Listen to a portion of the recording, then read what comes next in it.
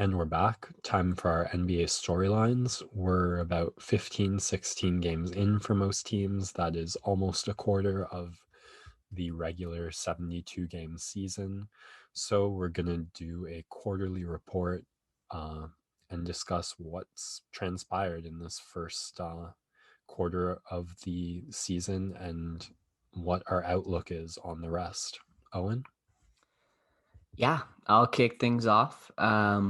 Looking at, let us start in the West this time because we normally start in the East. So let's start in the West. And the first two teams that I want to talk about are teams that have been a lot more relevant lately. And one of them, especially, has been super underrated. And the first team I want to talk about is the Utah Jazz, who picked up their seventh consecutive win last night, and they were the team that everyone had as a dark horse last year, and then kind of fell asleep about this year.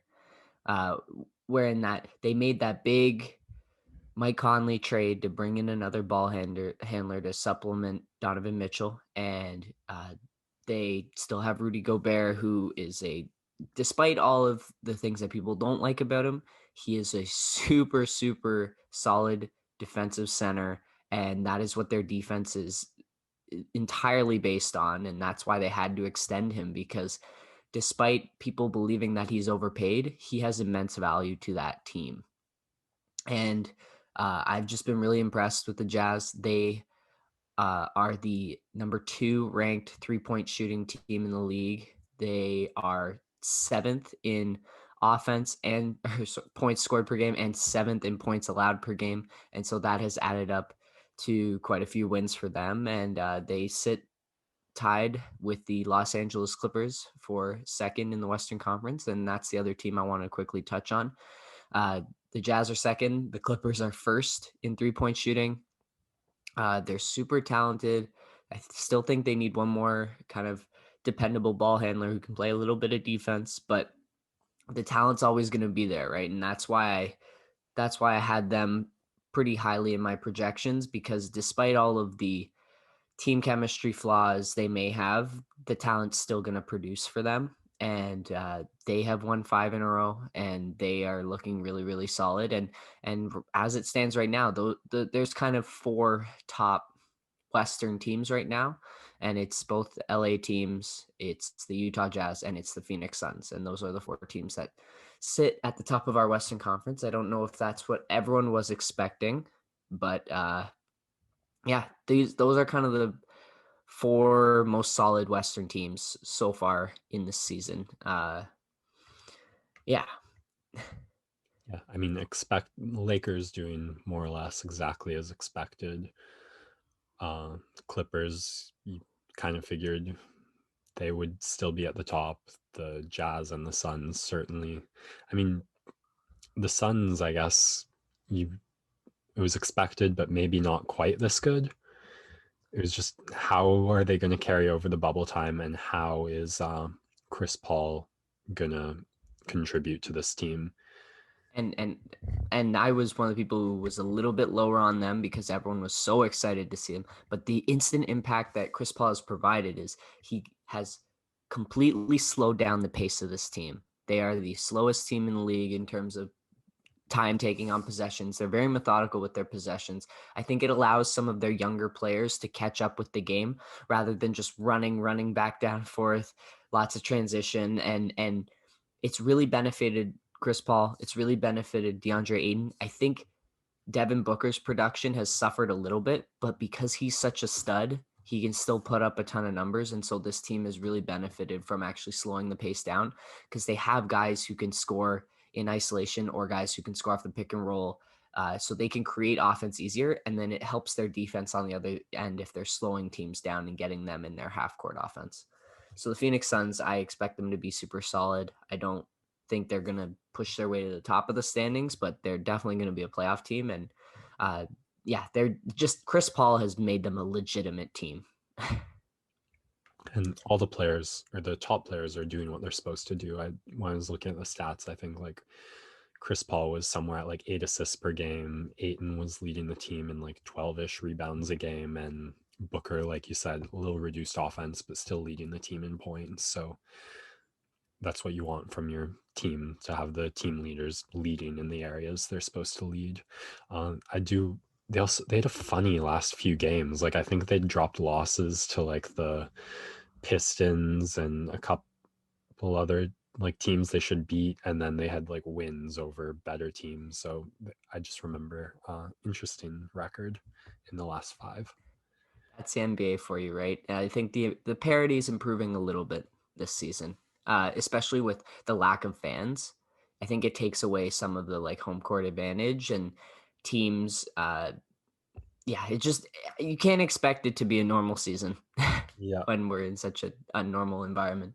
maybe should have Uh, just done a dartboard for the projections. yeah, yeah, Yeah, within reason. I, Moving down the standings, two teams that I had a little bit lower in my projections have been playing really well. Portland, I had them as a playoff team, but they're playing really well right now. Huge loss losing CJ McCollum, who was like, he couldn't miss in the first 15 games of the season to start. He was shooting over 40% on 11 threes per game. He had made the most threes out of anyone in the league to this point. He was finally having that season where he could get his first All-Star appearance, which is crazy to say because in the East he would be probably a perennial All-Star. Just there's so much talent in the West. So really tough loss for them. Hopefully Dame Lillard can have a couple of weeks where he just turns it up a notch, as we know he can do. And yeah, missing McCollum and Nurkic is big for this team, so I expect them to slide a little. But when they're healthy, this team is definitely a playoff team and a legitimate uh, team to worry about in the West. The other team that surprised me is the Memphis Grizzlies. They exceeded expectations last year, and they're doing so far this season. I expected a little bit of a step back because they're so young, and some of these other teams were getting healthy and possibly would look to take their spot. And they missed Ja Morant for a big portion of the beginning of the season. But this team, like, they just roll out dudes who are so solid. And it's not necessarily your like names that you know at home and but just like all of these dudes can ball and they just roll out guys who consistently give them tough minutes. They play great on both sides of the floor, and they're still missing Jaren Jackson Jr. So when he comes back, I think Memphis actually can really compete for one of these lower playoff seeds. And it's so far it's a huge miss for me on my part. my two biggest predictions in the West, or most unorthodox predictions, was the Houston Rockets at fucking 2 and the Golden State Warriors at 4. So a quick, I guess, reflections on that. My thoughts on Houston were that my mistake on Houston was, one, I underestimated Brooklyn's willingness to win, and two, I overestimated James Harden's professionalism and mental toughness. I thought, one, that Houston was asking for like 4 arms and 4 legs, and no team was going to be willing to give that to them for James Harden. And two, that James Harden would be frustrated but do great in the adversity and like just have like an MVP caliber season. He wasn't doing that, so that was wrong right off the bat. And Brooklyn was willing to make a sink or swim trade that time will tell on. So that I was horribly wrong on both accounts. And I mean, the projections in, maybe we'll see some like crazy Houston culture pop out of nowhere, a la like 2014 Raptors, tank for Wiggins, I and I'll still be right, but I doubt it. Feeling I a think lot better. Sorry. I think Houston's going to be stripped for parts. I think that's what's going to happen. Oladipo is going to be on his way out, and they're going to get a draft pick, which will end up probably being Oklahoma City's because they own their rights to swap picks with them, which sucks for Houston. So they got to hope OKC also drops down the board. But yeah, I think they're going to get stripped for parts, and this is looking like a rebuild for them. Yeah, I remember looking at the reports at the onset of the season that the new owner like valued success and revenue. And so I was kind of hedging my bet on that. But I mean, if there's a season to look the other way on that, it's COVID, when you can't get that fan revenue up as much. Although I know when I was watching like the Errol Spence Jr. fight a few months, yeah, over a month ago, they had fans in Dallas. So I don't, did the Houston, maybe the Houston has some revenue? I'm really not sure about which arenas have fans in them. I saw Cleveland the other night had fans in the arena, so I know that a couple stadiums are doing it. I can't tell you off the top of my head who would have them. Yeah. Anyway, not a bad season. If you're worried about revenue, this is probably the lowest the opportunity cost is ever going to be to not worry about revenue. So makes sense. Stripping for parts and rebuilding, probably the move to make. In terms of my Warriors pick, I'm feeling a lot more comfortable with that. So far, I think they were 500 last time I looked. And I think it's going to be a question of how much can Wiseman develop, which, I mean, I know in the game against the Lakers, they had to pull him, but like, who the hell's able to guard LeBron James after like 3 college games and like 10 games in the NBA? So when the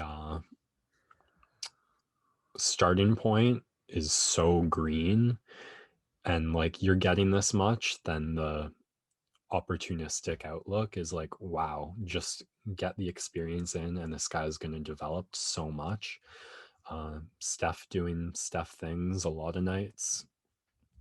Draymond, I guess the game has changed a little, but it still brings the IQ, which is probably more important than ever in this particular Warriors lineup.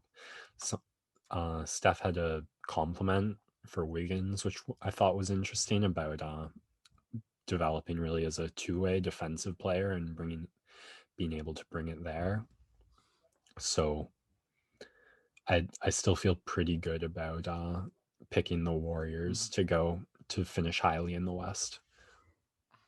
I just love listening to Draymond mic'd up. All the clips they have of him coaching Wiseman, it's pretty great. And he got a weird ejection last night, 2 technicals. The second one was he was yelling at Wiseman about something, and the ref thought he was yelling at him and teed him up. So tough for Draymond, but that's what happens when you have that reputation. And a tough loss to the Knicks last night. But my boy, RJ Barrett puts up the career high 28 points. I if we were more popular on social media, I'd be taking a lot of flack for where I ranked him in my top 10 Canadians. I think I got to move him up the board because I think I had him pretty low at around 6 or 7. So my bad, RJ. I'll get you up there, buddy. Well, it's a power ranking, so you're good. Yeah, that's true. Okay.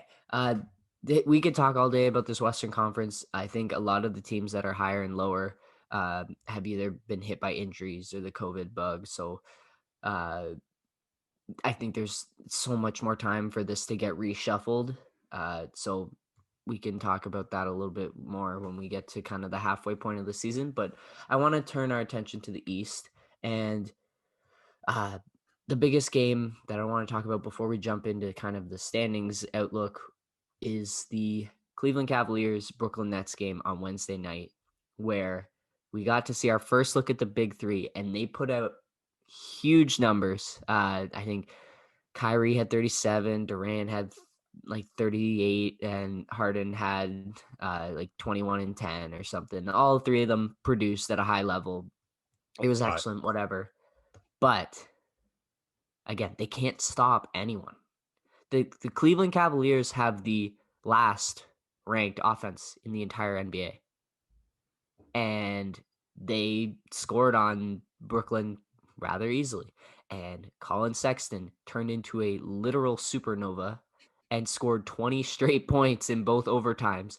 I was I have never it's been a while since I've got that excited for a player who I don't really follow that much, but he was literally like Kyrie Irving bumped him, had a hand like all here, and Colin's just like, I bet, and splashes a 3 right in his grill. And like I was every time he hit a shot, I was just there like, whoa, hands up.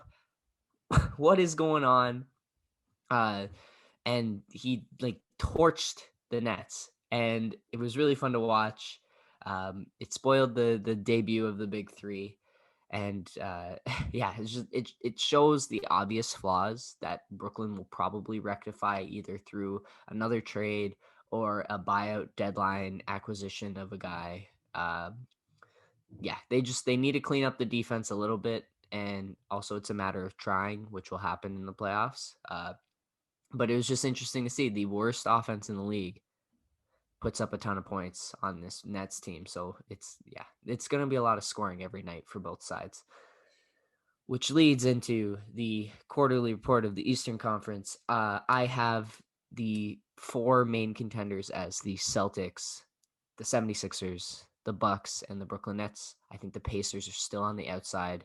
Karis LeVert was found MRI found a mass on his left leg, which was really, really upsetting.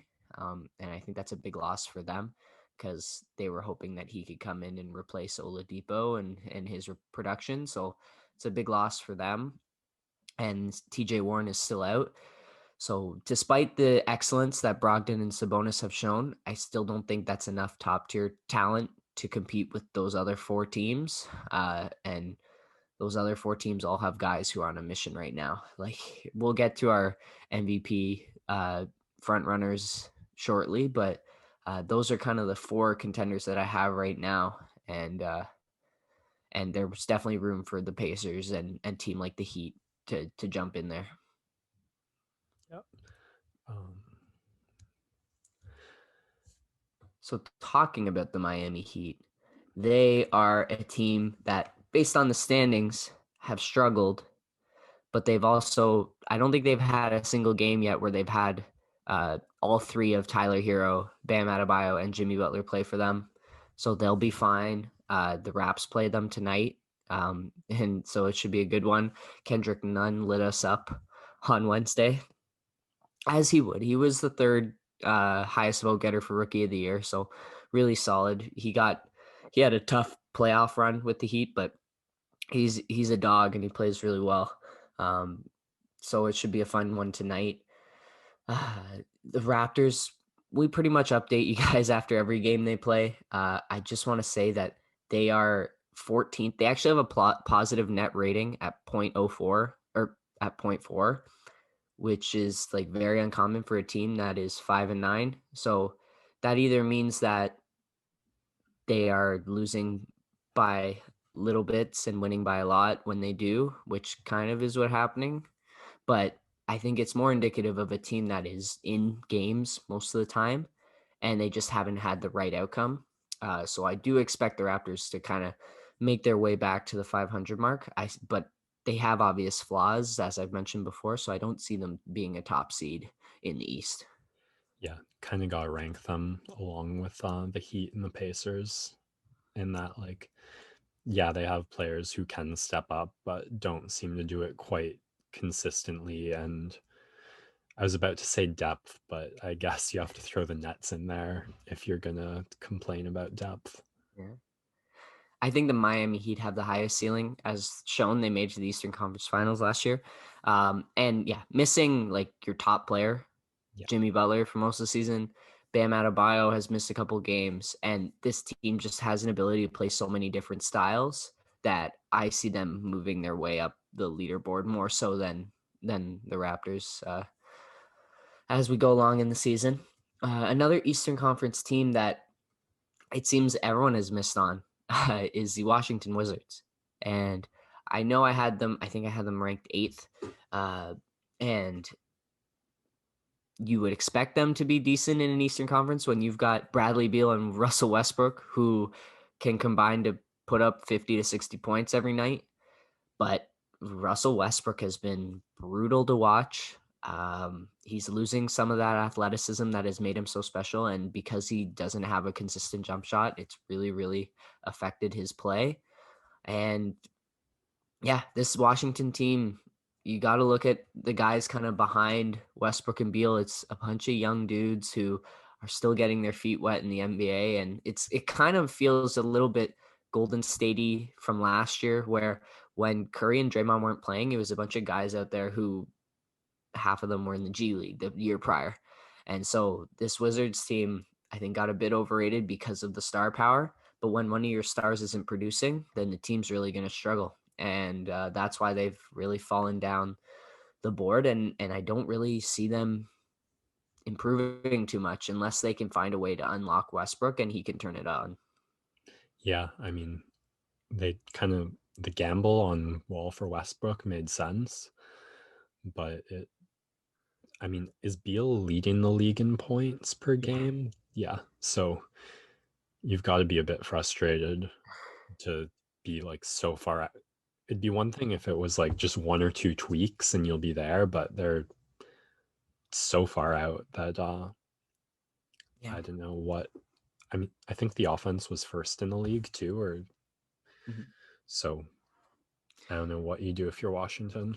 Well, that's just it, though. If these guys are so focused on winning, then you're going to sacrifice a bit of your points and maybe play a little bit harder on the defensive end, right? It's you can put up all the numbers you want, but at some point you got to realize that you want to win, and everyone's so focused on putting up the triple doubles or the 25 points a night, stuff like that. But if you want to win, then you got to sometimes sacrifice, and that's what we're seeing like Devin Booker do, and that's what we've seen Donovan Mitchell do a little bit this year, and that's what we've seen. Like Anthony Davis's production is down right now. I'm sure he will move, like turn it up a little bit, but and Giannis's production's a little bit down. Some of these guys who really want to win this year are willing to sacrifice a little bit in terms of their stats, and that's and they're putting more effort on the defensive end, and that's what's going to win you ball games.